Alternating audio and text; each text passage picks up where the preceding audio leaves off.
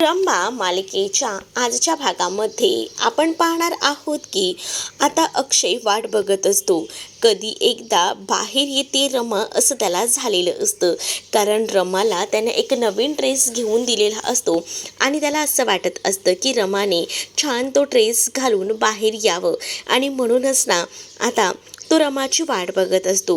पण रमाचा तो ड्रेस घालून ना आता बाहेर आलेली असते ती म्हणजे इथे असणारी ही राणी.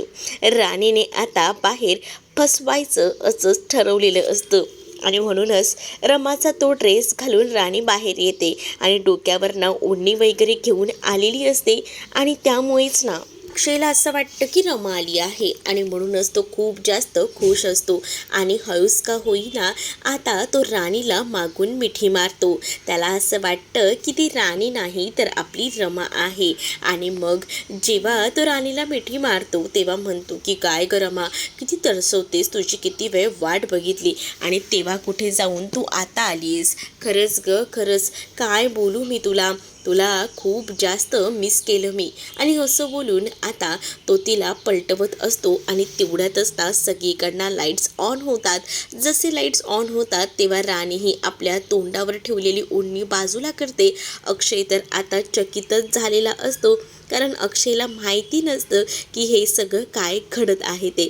आणि जेव्हा अक्षय हे सगळं बघतो तेव्हा अक्षय म्हणतो की हे काय, म्हणजे तुम्ही सगळ्यांनी मिळून मला फसवलंय काय यार तुम्ही लोक.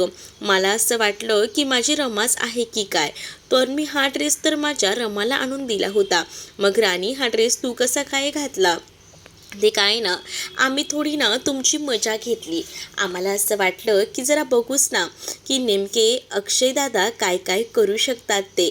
म्हणजे मला असं वाटतं की बघा हां रमाताई, इथे अक्षयदादा कोणालाही मिठी मारू शकतात बघा कसे आहेत ते. त्यांनी जराही विचार केला नाही की ते कोणाला मिठी मारत आहेत ते. पण रमाचा ना विश्वास असतो अक्षयवर आणि ती म्हणत असते की ते असे कोणालाही मिठी मारणार नाही आहेत. माझा ना त्यांच्यावर पूर्णपणे विश्वास आहे.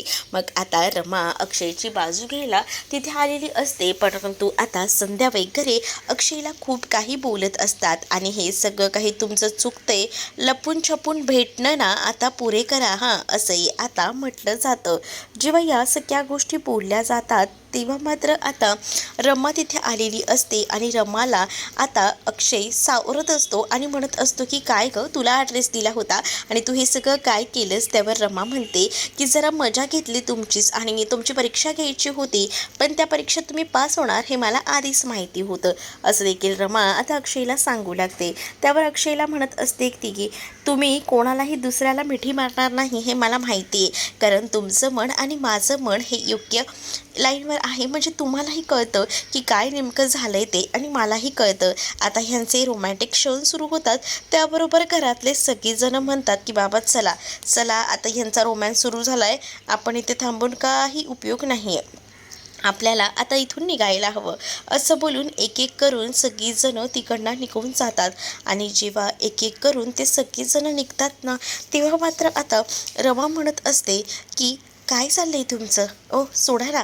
पण आता अक्षयने रमाला मिठी मारलेली असते आणि एकटक दोघंही जण त्या मिठीमध्ये अडकलेले असतात. पण रमाला असा भास होत असतो की त्यांना कोणीतरी पाहतंय का. तिला असं वाटत असतं की त्यांच्या आजूबाजूला कोणीतरी आहे. म्हणूनच ती आता अक्षयला म्हणत असते की थांबा, इथे कोणीतरी आहे असं का वाटतंय मला, आणि त्यामुळेच ना ती इकडे तिकडे बघू लागते.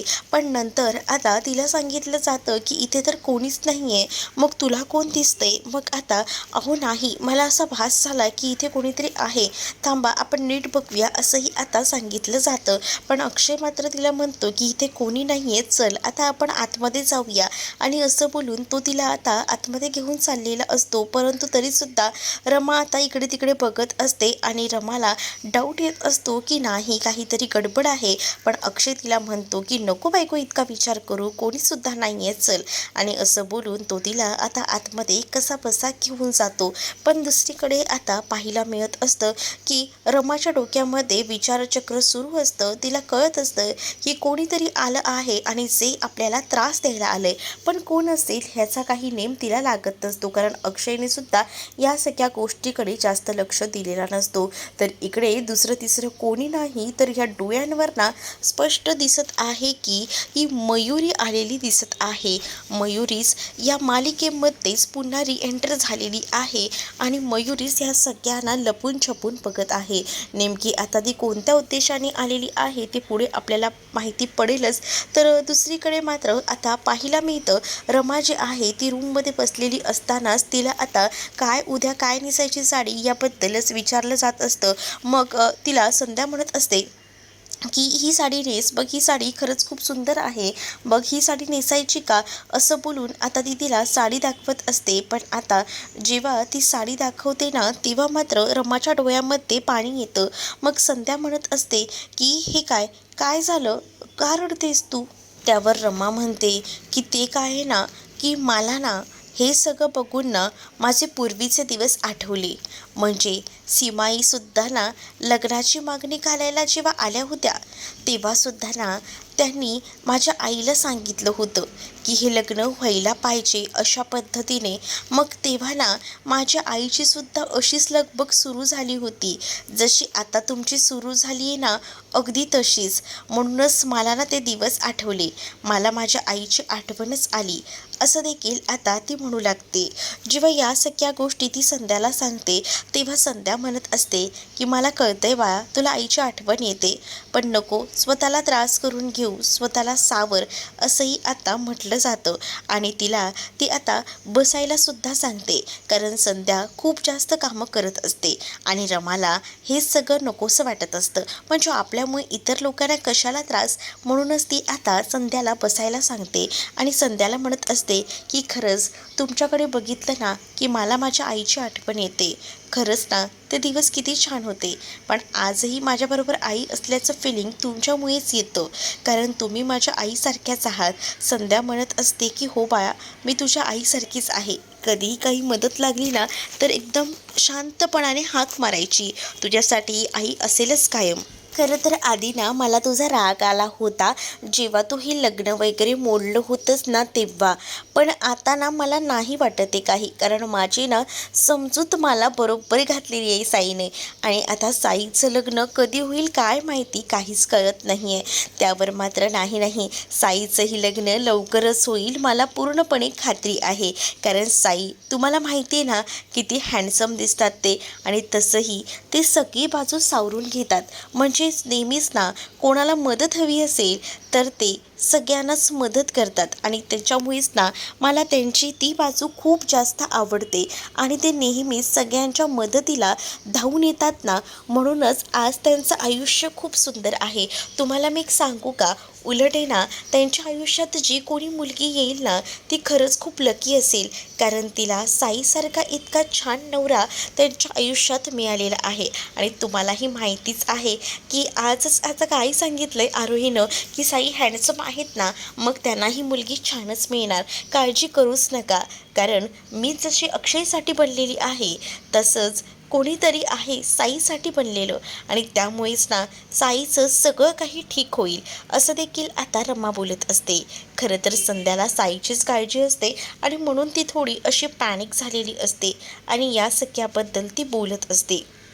दुसरीकडे मात्र आता पाहायला मिळत असतं, रमा संध्याला समजावत असते आणि संध्याला सांगत असते की तुम्ही खरंच काळजी करू नका, सगळ्या काही गोष्टी नीट होतील, मग तर झालं ना, असंच बोलून आता ती सांभाळून घेत असते.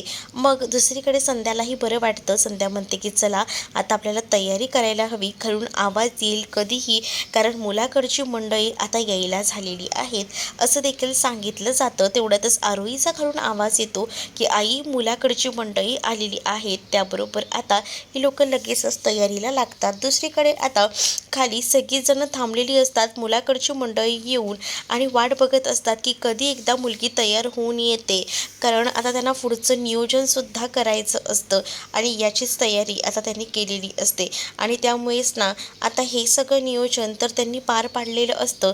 म्हणून आता रमाची वाट बघत बसलेली असतात. आता रमा कधी येते, कधी एकदा आम्ही मुलगी पसंत करतोय आणि इकडनं जातोय ना, असं आम्हाला झालंय, कधी येईल मुलगी. मग तेवढ्यातच ना रमाला घेऊन संध्या खाली येते आणि जेव्हा रमाला अक्षय पाहतो तेव्हा त्याची विकेटच पडते पहिल्या क्षणी. कारण त्याला आता जशी रमा हवी होती अगदी तशीच रमा दिसत होती आणि त्यामुळेच ना त्याचे आता लक्ष तिच्यावर ना काही हटत नसतं.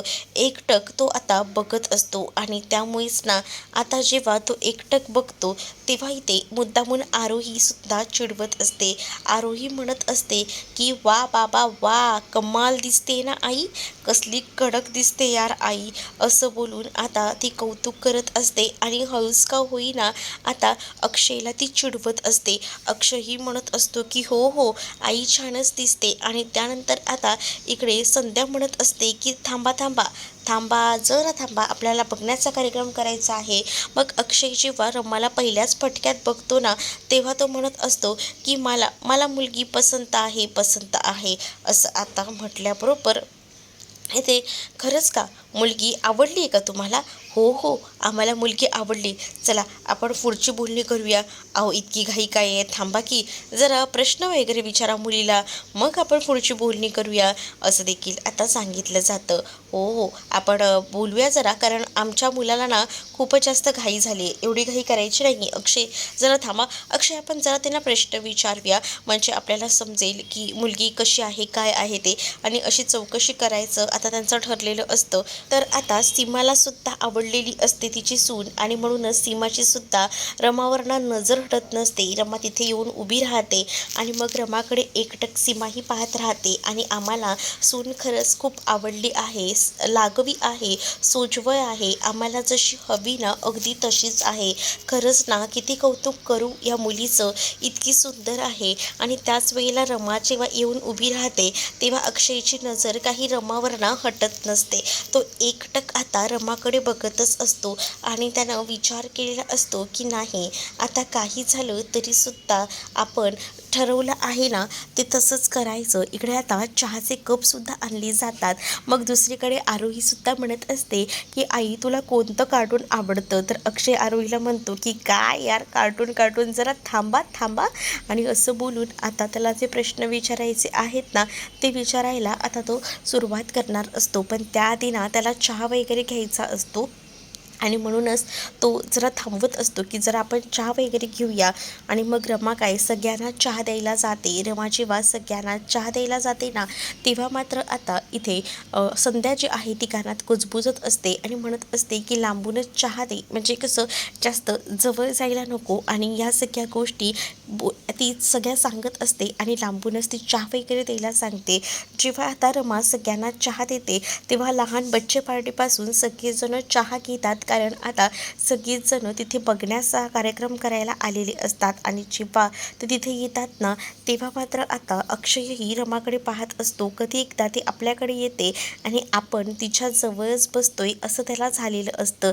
जेव्हा रमा अक्षयकडे चहा घेऊन जाते तेव्हा अक्षय चहा घ्यायचं सोडून रमाकडे पाहत राहतो. मग रमा म्हणत असते की मी स्वतः देऊ का तुम्हाला कप हातामध्ये? तर अक्षय म्हणतो की नाही नाही, घेतो मी, आणि असं बोलून तो हातामध्ये कप घेतो, कारण त्याची ना विकेटच पडलेली असते.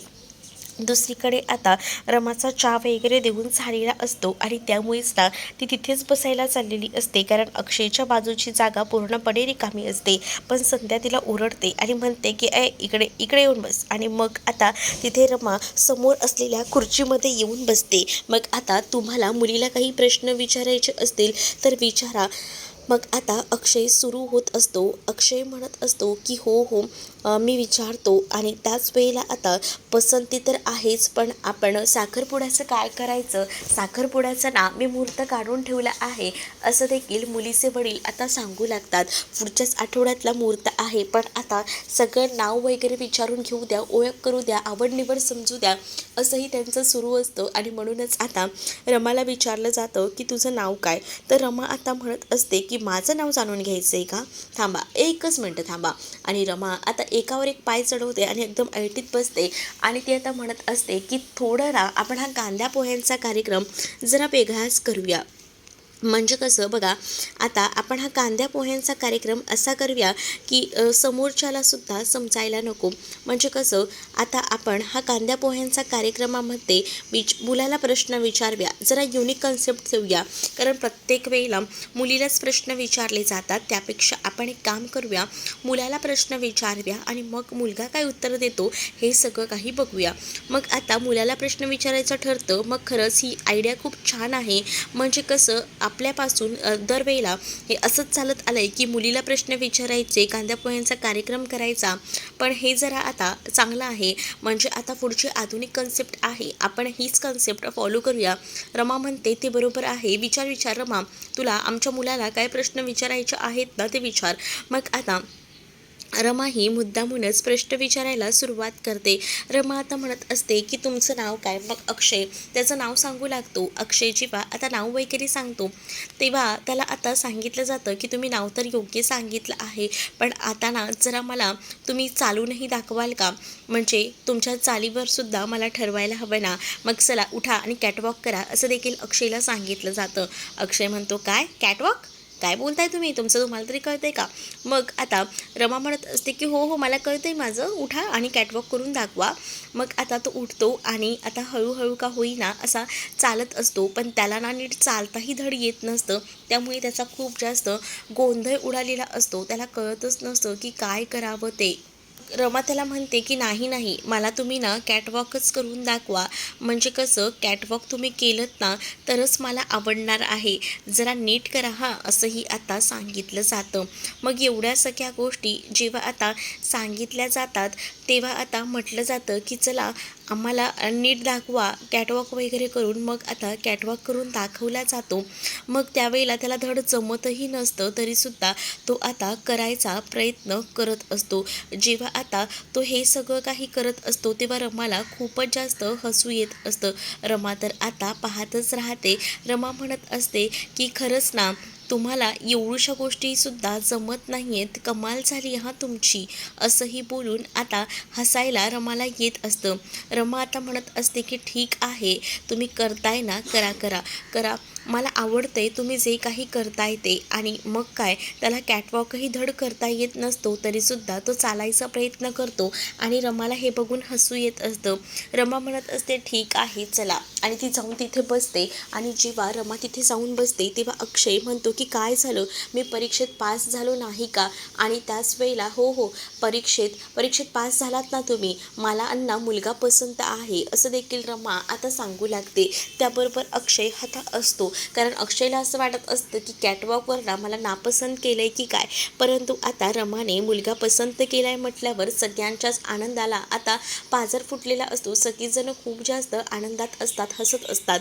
मग आता पुढील भागामध्ये आपल्याला पाहायला मिळत असतं की संध्या म्हणत असते की चला आता साखरपुड्याचा मुहूर्तसुद्धा ठरला आहे, पुढच्याच आठवड्यात आपण हा साखरपुडा उरकून घेऊया.